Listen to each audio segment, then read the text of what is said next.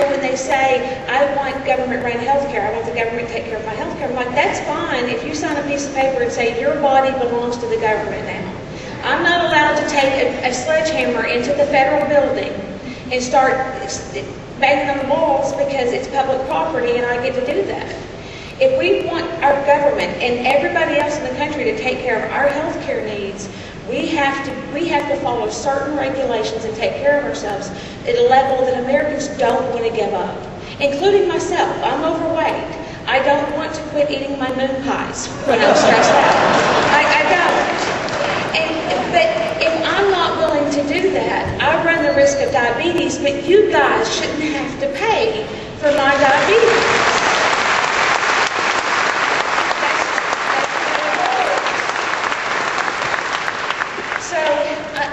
I think that there's a very big misconception about, number one, what healthcare providers do.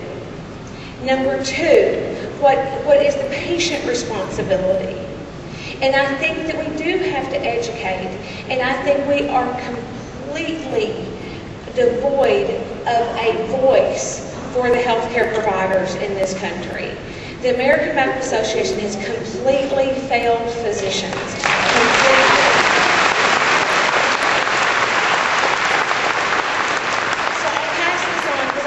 My husband, I wouldn't get too angry. It's okay. About that, John. Only in the South, John, can you work in moon pies into a health. The gentleman over there on the edge in the suit, right there. Yes.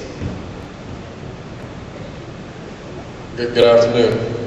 My name is Aaron Ace Abraham, and I got a better idea of how to attack the situation. For many years, I have been a lacto-ovo vegetarian, and I was wondering, why don't we get people to change their diets? Then we can get people to attack the politicians who are robbing us of our health care. John, could you speak to the personal responsibility aspect of that, I guess? The reverb is bad here. Yeah. I couldn't hear his question. Talking about you're a lifelong vegetarian, I think. Is that what you said? Is that? And when are we going to get people in America to sort of wake up and get to change their diets as a matter of personal responsibility for this issue of healthcare, right? I just wouldn't put them together. I think people ought to be free to be vegetarians or to be non-stop eaters of fat. I just don't think other people should be forced to pay for my bad habits. The gentleman, blue blazer right there. I feel like Arnold Horshack. Mr. Carter, Mr. Carter! But one of the things with this that I believe this whole healthcare reform just can't work, I use a metaphor, it's like the government's trying to build a 500 horsepower muscle car, put a custom paint job on an Alpine stereo, but the car has no wheels. And the wheels being the provider side of this, the AMA today says there's a 75,000 physician deficit. By, I think, 2020, it's supposed to be over 200,000. That's without any kind of reform issue. Is there anything that's addressed the provider development of this? It takes 8 years to farm a doctor. And even a third of the physician residents in our country today are foreign trained medical grads. So it's going to take, and when you flood the system, and I'm for the concept of this country being able to provide health care, but is there anything that's addressing how it's going to take and give something to this probably a net 10% of access is going to diminish for the 90%, and there's just no way.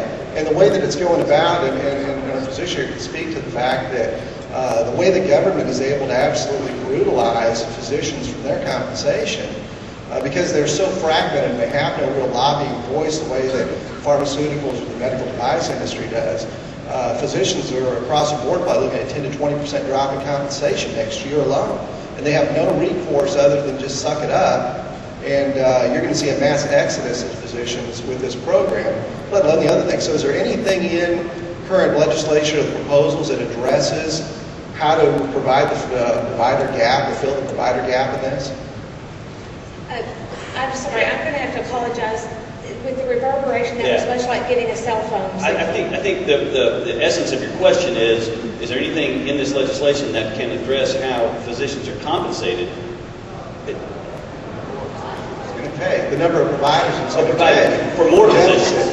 There's no way. I have not seen anything addressed, and that has to be addressed.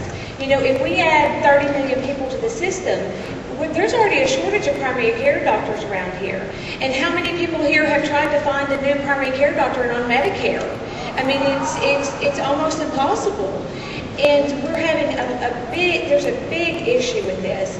And in my personal opinion, the only way to start with healthcare reform, true reform, not this nonsense of expanding coverage that we already can't afford, but true reform comes to increasing reimbursement for primary care doctors so they don't have to see 40 patients a day to be able to pay their staff and make a decent salary.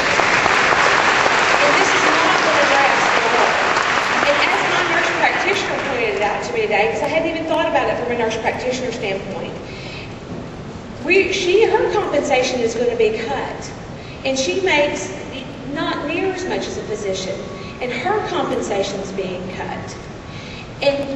But her workload is going to be markedly increased with this. How do I get her help? How do I hire her someone to help her so we can give good care to our patients when we're about to get a 20% Medicare cut? And no one in our current legislature will address this. So I'm sorry, I wish I could tell you that I'd heard some positive news, but I haven't heard any address. And the only way to encourage people to go into medicine is to allow them to get a good salary. Because despite what people want to think, we are human beings and we work for reward. We do it everywhere. This is human nature. This isn't greedy Americanism. This is human nature.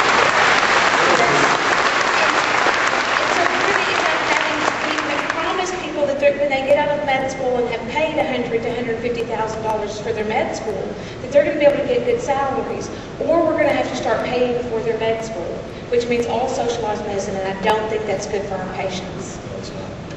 The lady in the back, and the black back there, yes, you. Yes, ma'am.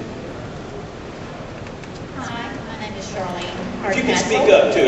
Hi, my name is Charlene Hardcastle, and I agree with the doctor on the moon pies that if we choose to eat that way, then we should be responsible and not have other people have to pay for it. But my question is, what is happening in America today is reminiscent to me of a chapter out of Atlas Shrugged by Ayn Rand. She left Russia after the Communist Party had taken over her family's home, and she wrote about the events leading up to nationalization and complete government control. She looked at government as a cancer that spread and snuffed out individualism. If any of you have read that book, and the healthcare to me is just another aspect of the government taking over. And if any of you have read that book, can you comment on how her characters prevented complete government control? If you haven't read it, what are your suggestions on how to prevent it? Tim, I may throw this to you. And if I heard your question correctly, I think you referenced Atlas Shrugged. And the notion of government to take over bit by bit and suddenly taking control of all of society. And it's what you see that as a step in terms of the way we're pursuing healthcare reform. Tim, you want to attack that? By the way, where's Peggy? Your dad gave me that book to read. Long time ago. He was the first man to do that. He was very influential in my life. We look at the healthcare issue of the uninsured, and there are some very basic reforms we can undertake without a big government program, without great cost, and without a power shift to the government. John Stossel mentioned them earlier, but just a couple of them bear repeating because they're so simple. Allowing people to purchase insurance across state lines. That's a simple, easy, quick, fast fix. And I've debated folks on the other side, and they always try to come back to public safety arguments, and those simply don't hold water in this case, because it assumes that consumers are stupid, which we're not, A.